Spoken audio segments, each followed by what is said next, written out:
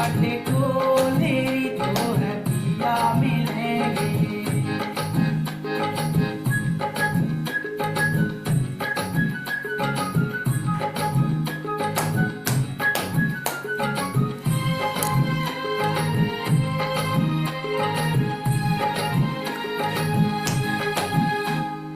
घट घट बसता राम रमैया, हाँ घट घट बसता राम रमैया, राम रमैया रे राम रमैया, घट घट बसता राम रमैया।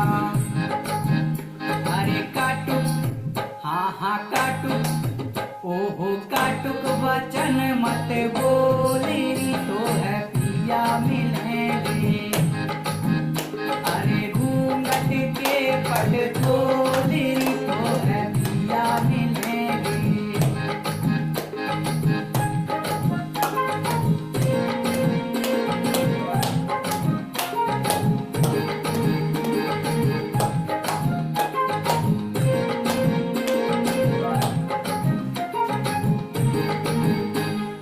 धन माया को गर्व न करियो, धन माया को गर्व न करियो, गर्व न करियो रे गर्व न करियो, धन माया को गर्व न करियो।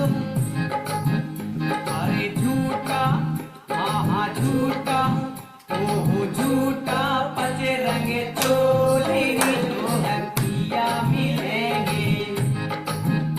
अरे घूंघट के पट खोले तो है पिया मिलेंगे।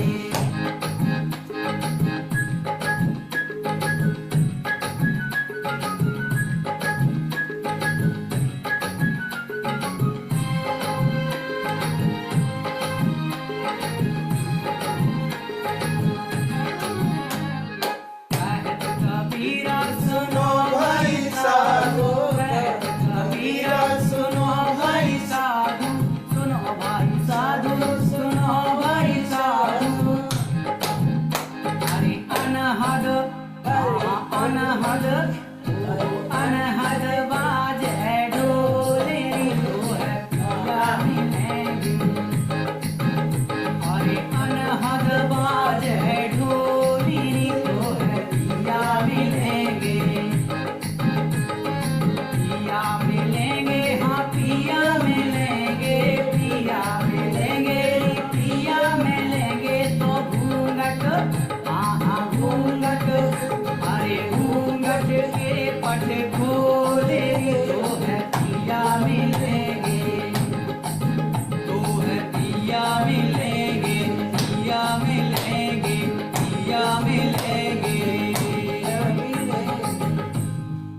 जय ओशो। बैठ जाएं, बैठ जाएं।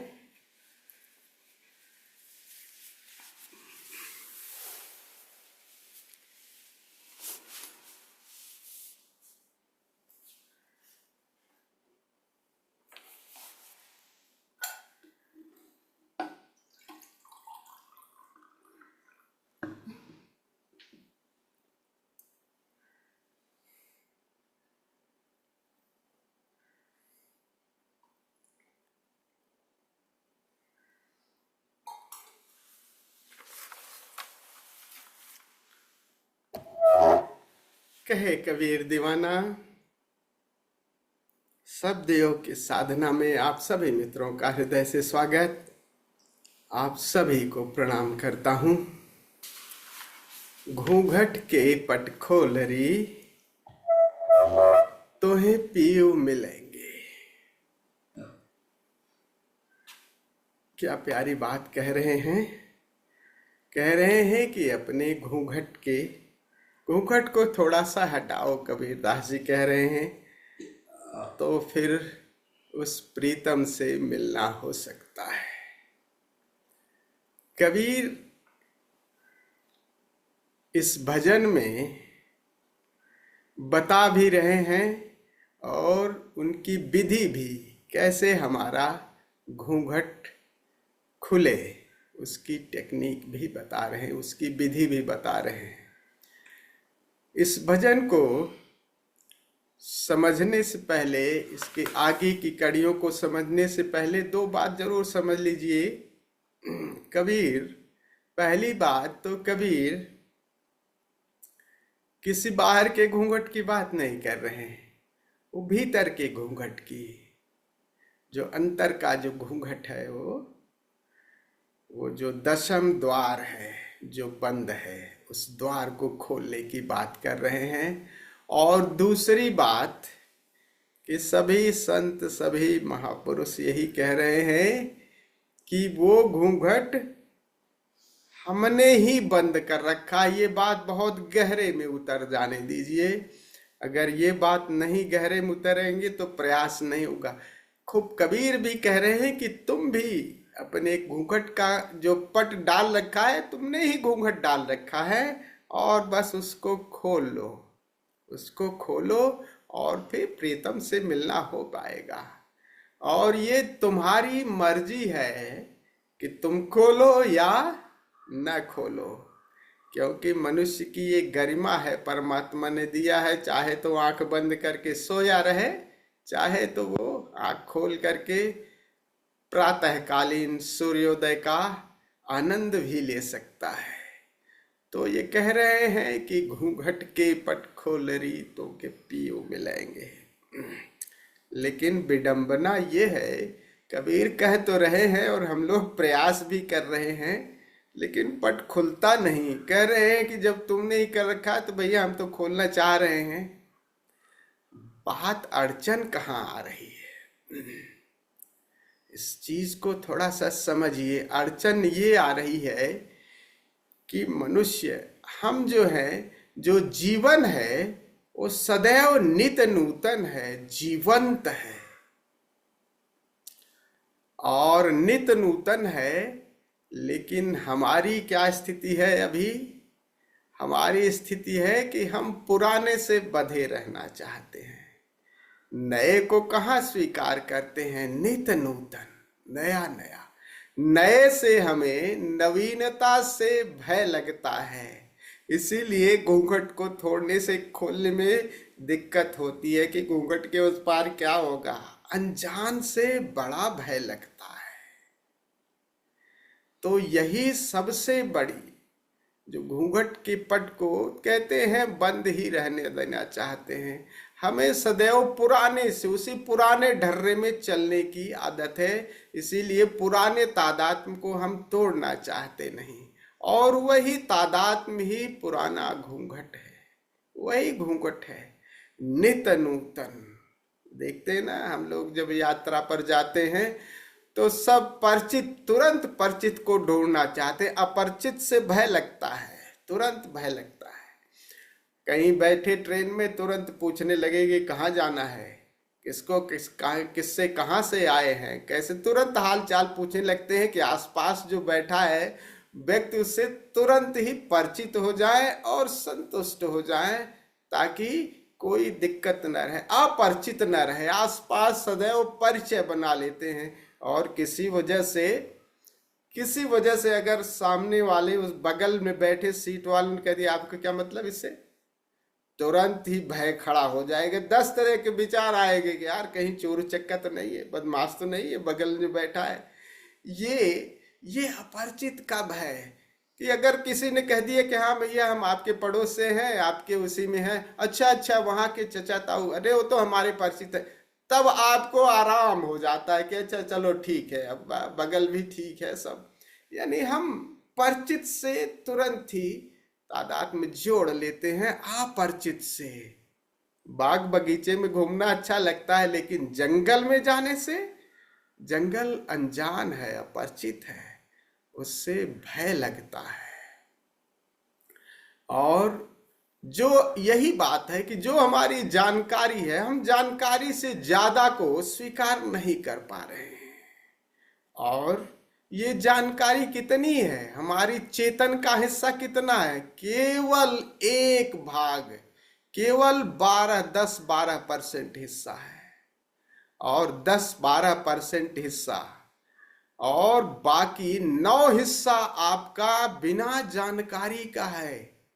वहां तो बिल्कुल ही अंधेरा है। और इन्हीं के बीच तो इनको 2 भागों में मनुस्मृति से चेतन और अवचेतन के भाग में 2 भागों में बांटते हैं। कहते हैं चेतन और अचेतन। और वो जो 9 हिस्सा है वो बिल्कुल अंधेरे में पड़ा हुआ है। हम इसी एक हिस्से में ही जीने रहना चाहते हैं, 9 हिस्से को की तरफ भी देखते नहीं। और उसी 9 हिस्से के बीच, इस जो एक हिस्सा और 9 हिस्से के बीच जो वो है, वही घूंघट है। उसी को, वो जो 9 हिस्सा है पूरा अंधकार में पड़ा हुआ है, उसी को कह रहे हैं हटाइए घूंघट। क्योंकि ये चैतन्यता जो है आपकी, ये जो 1% जिसे मान लो वही नहीं है, इस 1% से बहुत ज्यादा है। और 9 भाग जो है वो भी है आपका, वो भी चैतन्य का, जिसे अचेतन कह रहे हैं वो भी चैतन्य का हिस्सा है। माना इसलिए मान लिए हैं कि 2 भागों में बट गया है वो भी चैतन्य के हिस्सा। तो ये कह रहे हैं मनुस्मृति, ये कहते हैं कि वो भी चैतन्य का वो 9 हिस्सा आपका बिल्कुल अपरिचित है। और हमें अपरिचित से सदैव भय लगता है कि क्या होगा, क्योंकि वहां सारा कुछ आपका, सब कुछ वहां पे सब स्थित, अंदर सब क्या है कुछ भी पता नहीं खोलने में। और वो अपरिचित वाले हिस्से को ही खोलने की सारे संत, सारे उस 9 हिस्से को अगर उसमें दिया जला लिया जाए, उसको प्रकाशित, उसको ज्ञान से, उसको सचेतन उसमें प्रवेश कर लिया जाए, तो बस बात पूरी बन जाती है। तो उसी को सारे संत कह रहे हैं, उस बाकी 9 हिस्से को। तो वही घूंघट का पट है, उसी को खोलने की बात कर रहे हैं। लेकिन ये अचेतन, इस अचेतन खोलने के लिए कभी कभी ये अचेतन मनुस्मृति कहते हैं कि ये जो मानसिक बीमारियां हैं, जो सारी बीमारियां हैं, वो 90% बीमारियां, जो लोग पागल हो जा रहे हैं, मानसिक रूप से जो पागल विक्षिप्त हो जा रहे हैं, उसी अवचेतन का हिस्सा थोड़ा सा बिना उनकी मर्जी के कभी खुल जाता है। और खुल जाता है तो एकदम जब खुल जाता है तो बिना उनकी मर्जी के अगर खुल गया, कि अवचेतन बिल्कुल अंधेरा है ना, उसमें कितना जन्मों जन्मों का, और जैसे जैसे आप सभ्य होते गए हैं, सुसंस्कृत होते हो गए, वैसे अवचेतन का घूंघट और ज्यादा सख्त होता गया है। तो एकदम जब खुलता है, वो थोड़ा सा भी द्वार खुला, तो अवचेतन का अंधेरा एकदम ऊपर आता है, जैसे एकदम अंधेरा, और फिर व्यक्ति पगला जाता है, आदमी पागल हो जाता है।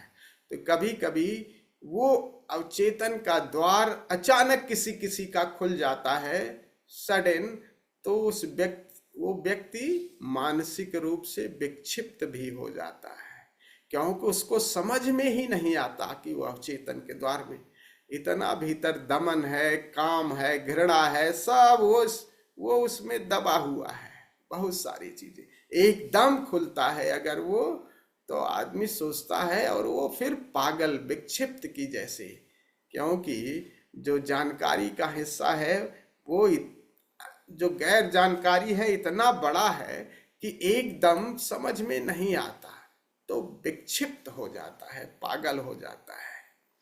इसलिए वैज्ञानिक ये कह रहे हैं कि 90% जो मानसिक रूप से जो पागल हो गए हैं लोग, जिन्हें सो-कॉल्ड वो पागल नहीं, केवल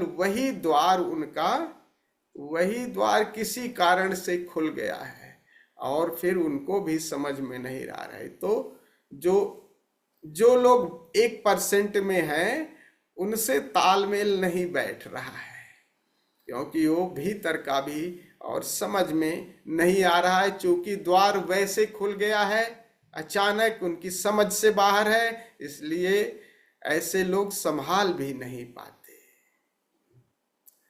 तो उसको इस पर बात करते हुए कहते हैं कि मेरी जो सारी टेक्निक है वो इसी बात के लिए है कि ताकि आपका अवचेतन खुले, आप पागल हो जाएं, और आपका अचानक अवचेतन खुले और आप पागल हो जाएं, आपके हाथ से वो बात निकल जाए, आपको जानबूझ करके मैं पागल कर देता हूँ, ताकि वो खुले तो आपको उसको संभालने में आसानी हो जाए।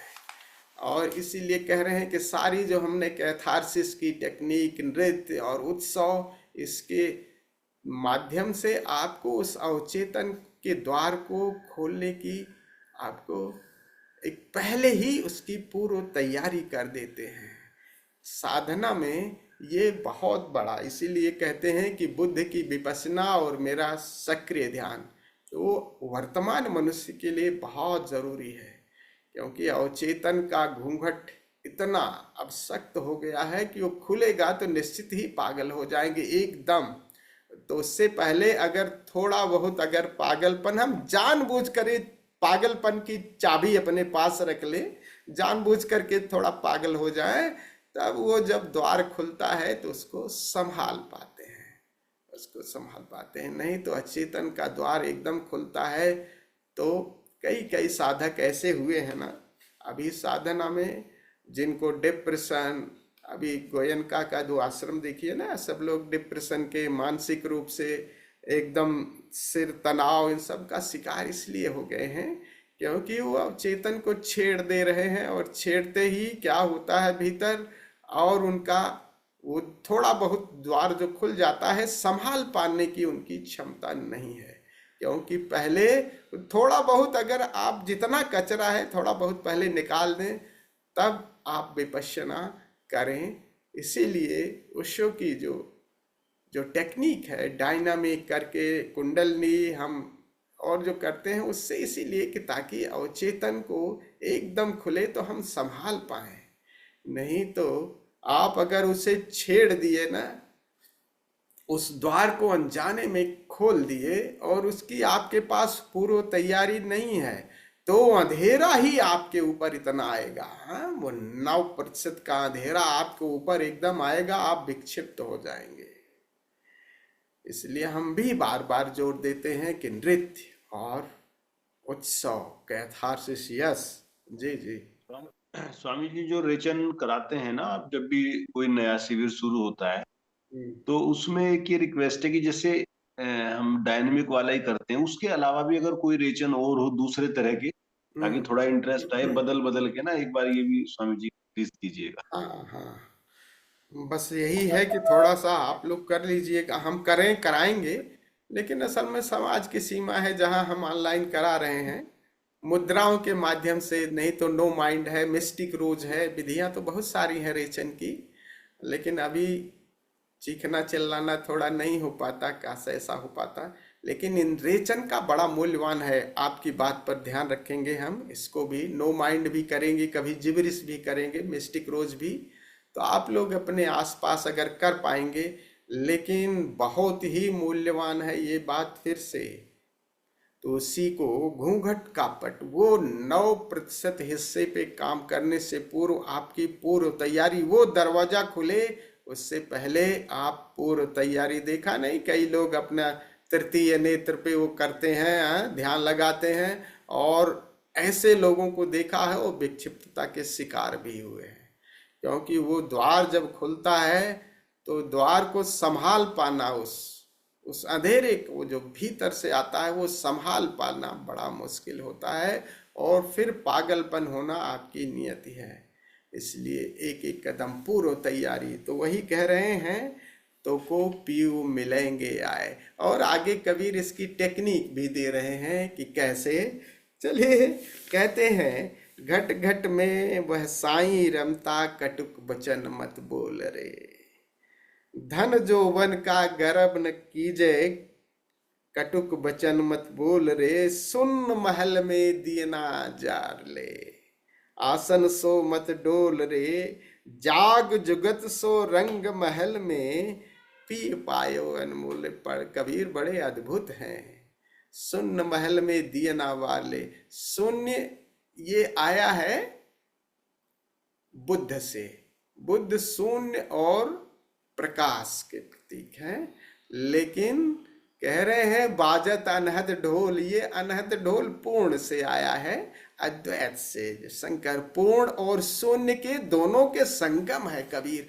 कबीर बुद्ध को और अद्वैत को, शंकर को एक साथ मिला देते हैं। और ओशो उसके सबसे बड़े प्रतीक है। ओशो इसीलिए शून्य का भी आपको साधना कराते हैं, शून्य के बाद अनहद की भी, शून्य के पार, क्योंकि शून्य बड़ा शांतिदायी है। शून्य में जब आप जाओगे तो बहुत शांतिदायी है, लेकिन शांति जो है वो बड़ी रुकी सुखी, शांति में कोई उत्सव नहीं है। शांति बिल्कुल जिसका अंधेरे जैसी, निराकार जैसी है शांति। और शांति के पार और जाएंगे तो कहते हैं बाजत अनहद ढोल रे, वो पूर्ण की तरह है, उपनिषद की तरह नृत्य, फिर उत्सव होना चाहिए। ओंकार यानी वो संगीत से शून्य रिक्त नहीं है। शांति और प्रकाश जला लो और जाओ अंदर, तो वो भीतर बाजत अनहद ढोल, तो उत्सव भी है। इसीलिए ओशो ने हर ध्यान, हर समाधि के बाद उत्सव का बड़ा मूल्य दिया है, क्योंकि कबीर इन दोनों के संगम है। और इसीलिए ओशो भी कबीर से पूरे राजी हैं। तो हंसता नाचता उत्सव मनाता हुआ, इसलिए हर ध्यान के बाद, हर समाधि के बाद थोड़ा उत्सव जरूर मनाइएगा, नहीं तो आप उसी शांति में बिल्कुल नीरस से हो जाएंगे, जहाँ चेहरे पे आपकी नीरसता छा जाएगी। शांति में रहेंगे। उत्सव, भीतर भी उत्सव और बाहर भी उत्सव। तो आइए इसको फिर कल ज्यादा अच्छे और अच्छे ढंग से समझेंगे। समय हो गया है, थोड़ा सा आज प्रयोग करेंगे हम भी जानबूझ करके थोड़ा पागल होने का। तो 3-3 मिनट का प्रयोग है। श्वास का प्रयोग 3 मिनट करेंगे और 3 मिनट कैथारसिस, रेचन। 3 मिनट का समय है, 3-3 मिनट करेंगे और फिर बैठ करके हम इसका प्रयोग करेंगे, बाजत अनहद ढोल रे। तो निवेदन है कि खड़े हो जाते हैं, पहले 2 मिनट अपनी ऊर्जा को जगा लेते हैं, फिर श्वास का प्रयोग 3 मिनट, फिर 3 मिनट रेचन।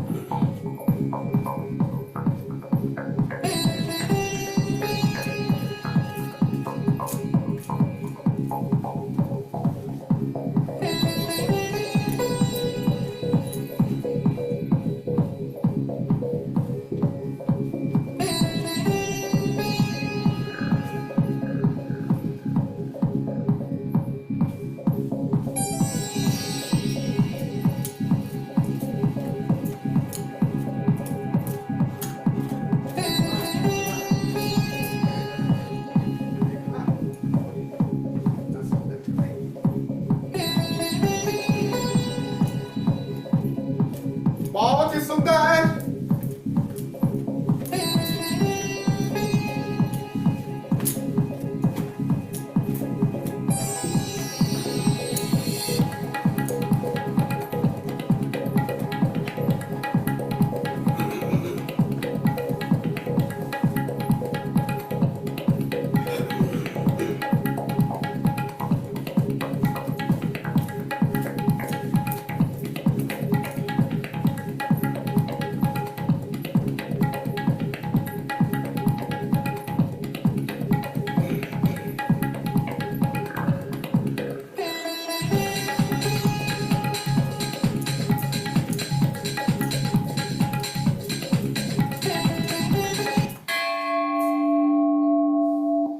श्वास का प्रयोग, संगीत की लय के साथ श्वास छोड़ें।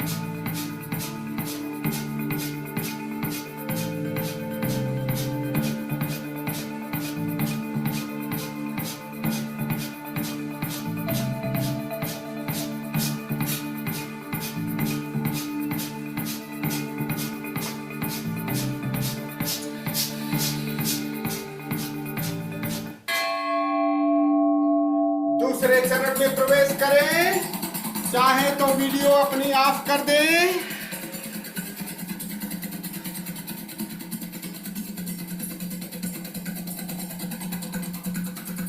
पाँच मिनट के लिए बिल्कुल जंगली हो जाएं, बच्चों जैसे हो जाएं, जानबूझ करके पागल हो जाएं। मुद्राओं के माध्यम से सब कुछ, भीतर का सारा दमिता वेग बाहर कर दें, सब कुछ बाहर निकाल दें।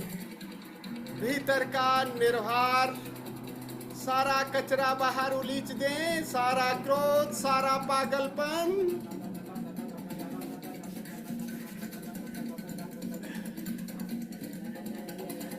जानबूझ करके पागल हो जाएं।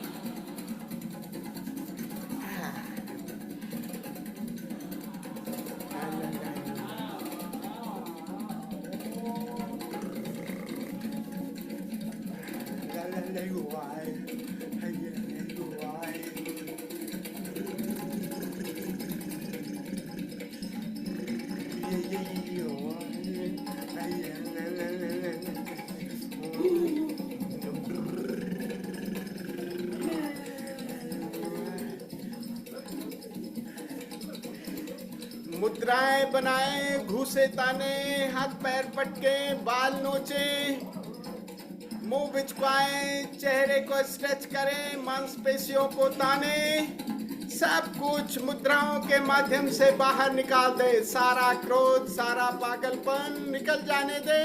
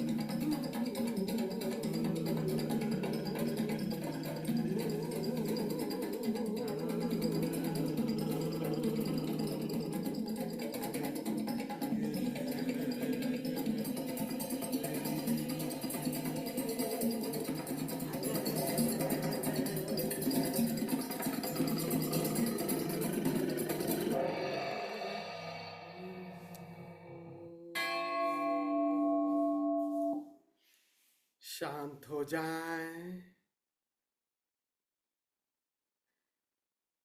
बिल्कुल शांत। ठहर जाएं।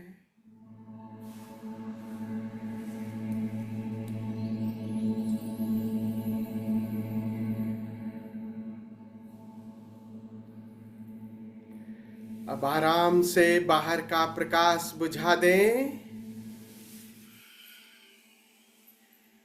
एक सरल सी मुद्रा चुन लें।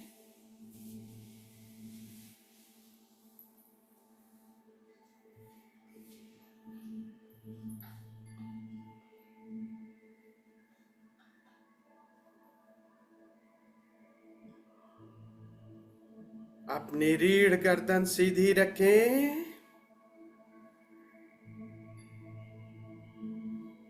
चाहे तो आई फोल्ड लगा लें, ईयर प्लग इस तरह से लगाएं कि मेरी आवाज आपको सुनाई दे।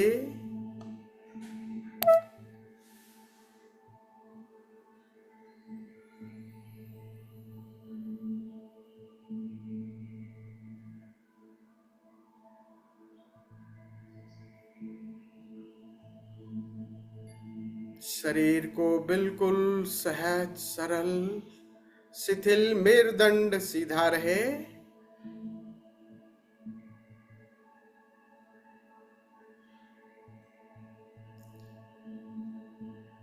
लंबी और गहरी श्वास लेना शुरू करें। Take long and deep breath.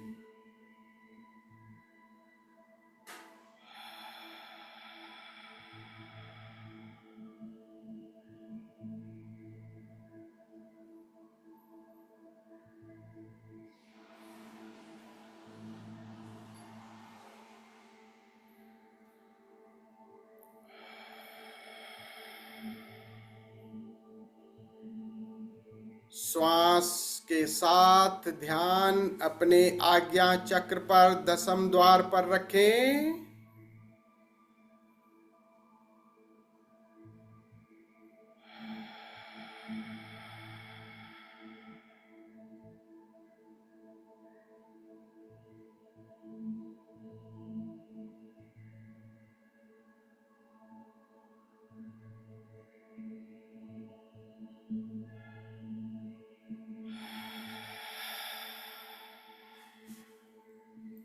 श्वास नाक से लें और मुंह को हल्का खुला छोड़ दें। श्वास मुंह से बाहर।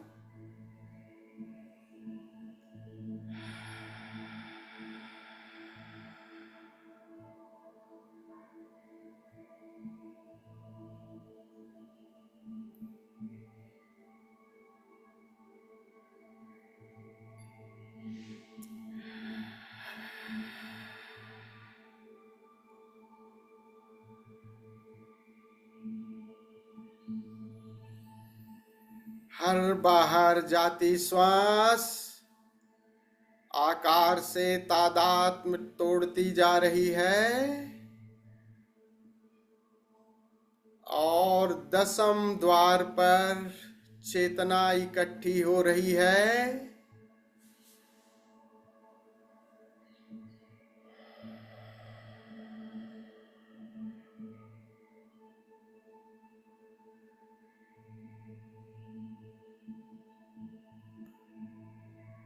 शिव नेत्र पर ध्यान और गहरी श्वास। चाहे तो आप श्वास बाहर छोड़कर थोड़ी देर रुकें और ध्यान अपने आज्ञा चक्र पर रखें।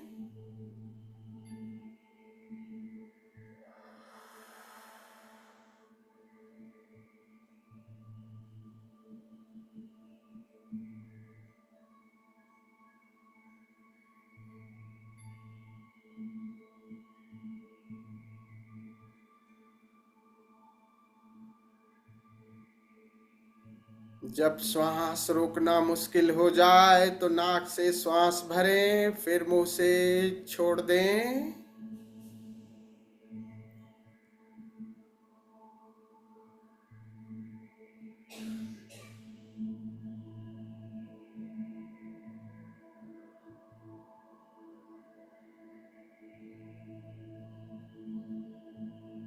बाहर जाती श्वास के साथ चेतना दसम द्वार पर।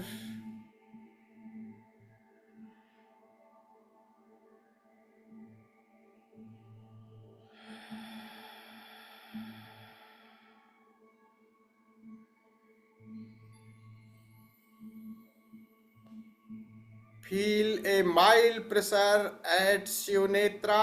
शिवनेत्र पर हल्का दबाव महसूस कर रहे हैं।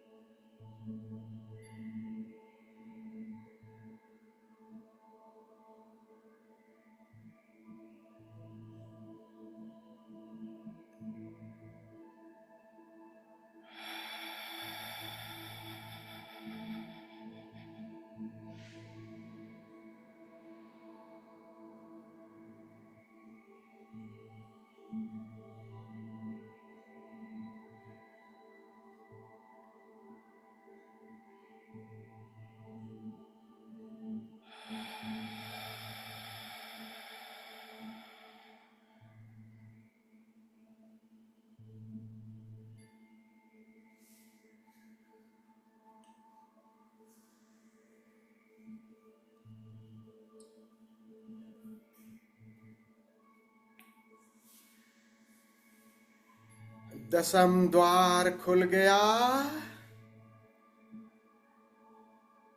भीतर शून्य की झलक आने लगी।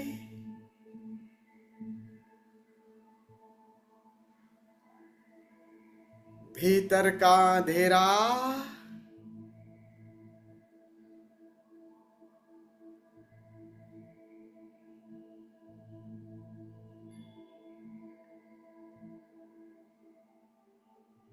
निराकार की तरफ चेतना मुड़ गई।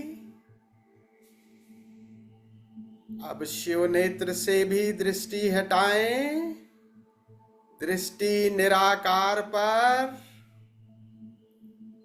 वॉच द वास्ट स्पेस, फैला हुआ निराकार।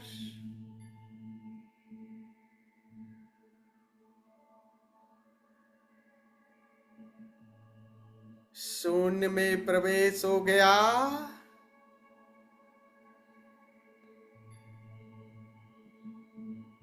माना कि अभी अंधेरा है, जागे रहें, देखते रहें।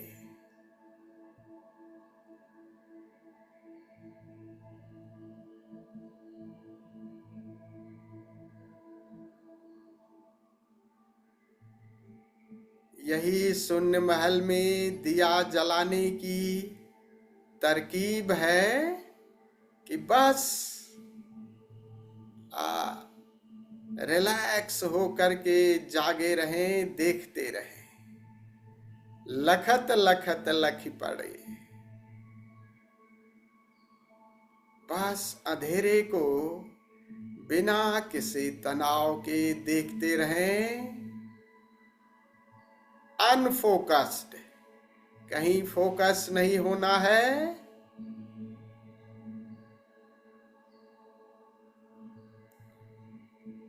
फैला हुआ निराकार, वॉच इट।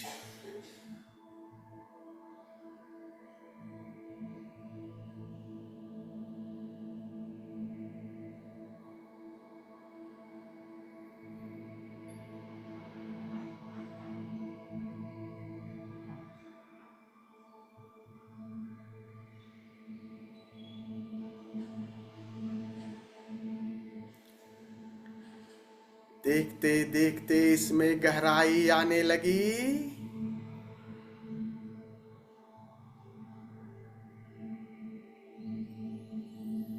निराकार में हल्का हल्का प्रकाश आने लगा।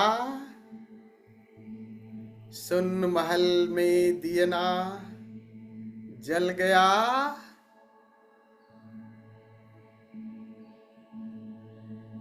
इस प्रकाश को पूरे निराकार में फैल जाने दें। जैसा भाव करेंगे वैसा ही हो जाएगा।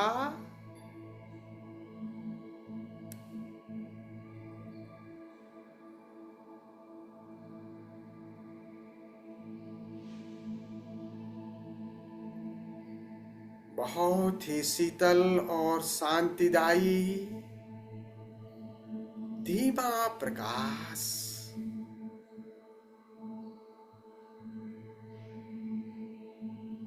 सारे आकार सब कुछ उसमें विलीन हो गए। आप प्रकाश ही हो गए।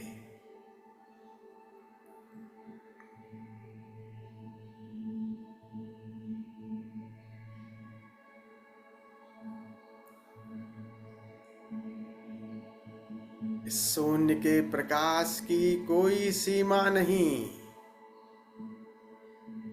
जित देखो तित तू।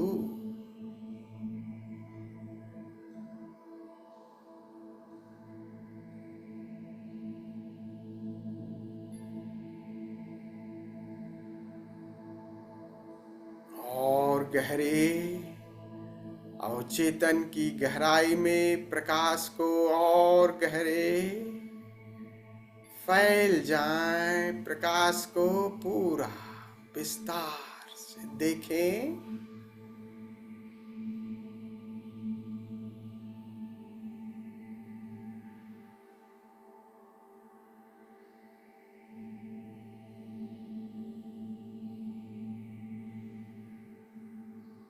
merge yourself in this divine light.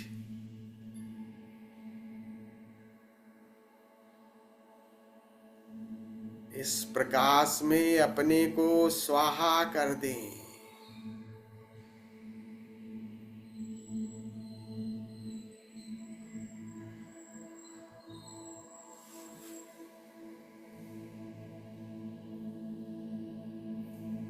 शून्य का प्रकाश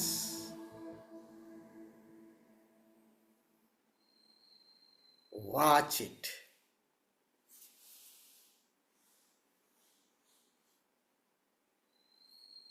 बाहर का संगीत भी विदा हो गया।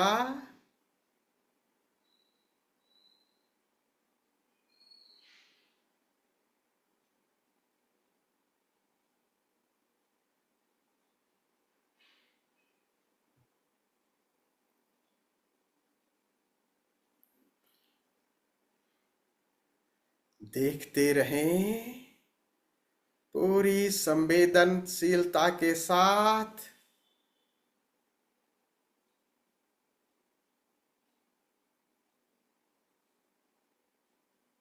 एक मधुर संगीत इस आकाश में सुनाई देने लगा।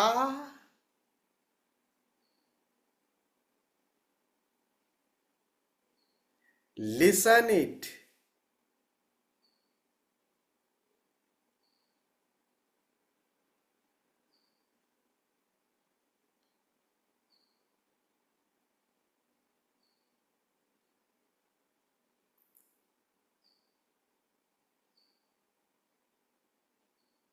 नाद और प्रकाश एक साथ, और ये नाद और प्रकाश चैतन्य से ओतप्रोत है, असीम है विस्तार इनका।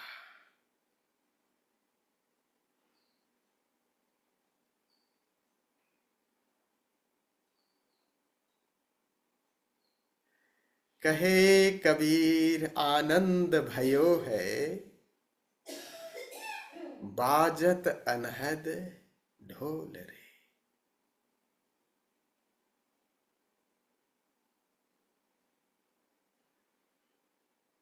पिय पायो अनमोल रे।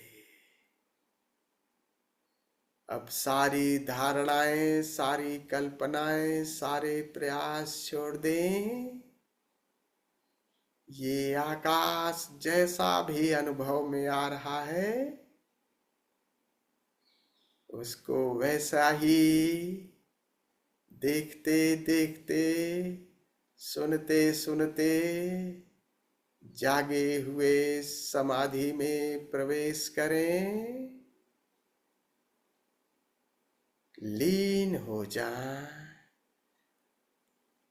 आकाश ही हो जाएं, डूब जाएं, डूब जाएं।